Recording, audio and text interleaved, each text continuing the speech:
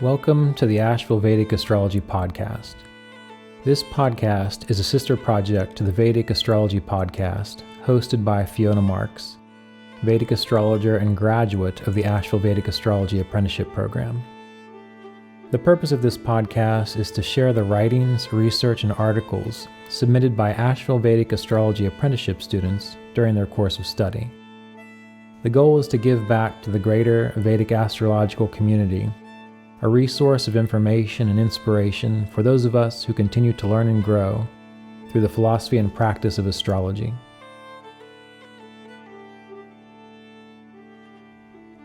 The following article was submitted by Michelle for the Rashis and Signs portion of the Asheville Vedic Astrology Apprenticeship program.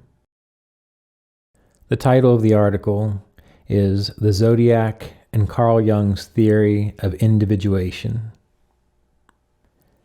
Upon some contemplation, it occurs to me that unfolding of the 12 signs of the zodiac closely correlate to Carl Jung's theory of the process of individuation.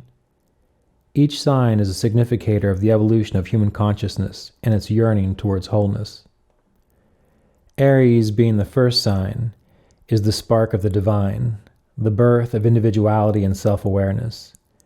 The second sign of Taurus represents the stabilization of the inspiration and divine spark of sign 1, giving consciousness legs to stand on, so to speak. The third sign of Gemini takes the inspiration and legs of the first two signs and takes the soul on a divine walk around the block, learning through trial and error in the third sign of Gemini. The individual finds its own place in the world via personal experience, which leads it to the fourth sign of Cancer. Cancer represents the moon, the mother, and one's home. Feelings of security are sowed in this sign and are paramount for the soul to progress towards liberation. The fifth sign of Leo helps to develop the capacity for wisdom and making wise choices. This hopefully helps us to stay on the path of evolution. This ability of making wise choices can bring us a sense of fulfillment, which is represented by the sixth sign of Virgo. The seventh sign of Libra is the farthest sign from the first. Sign 1, Aries, represents birth, while the seventh sign, Libra, represents destruction and endings.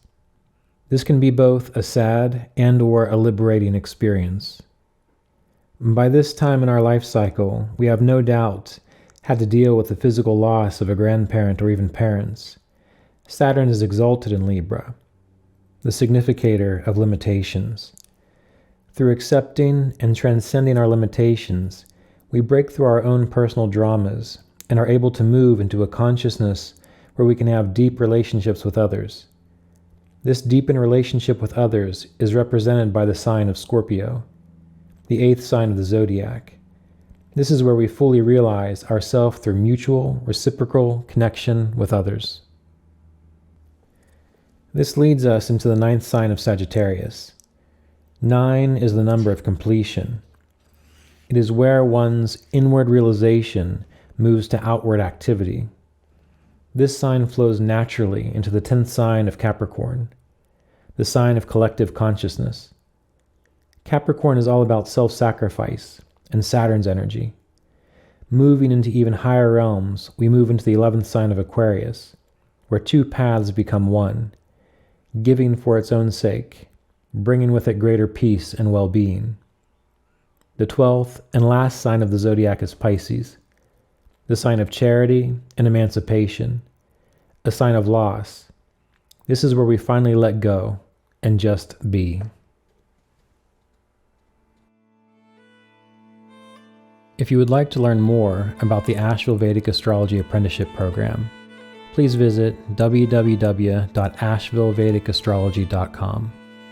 If you would like to take a deeper dive into the wealth of knowledge that is Vedic astrology, please visit www.thevedicastrologypodcast.com to listen to the Vedic Astrology Podcast hosted by Fiona Marks. This podcast is in service to KriyaYogaOnline.com, a Kriya Yoga meditation teaching ministry. If you've enjoyed this recording, please like, subscribe, and leave your thoughtful comments in the comments section below. Be well, and may your astrological study awaken your inner wisdom.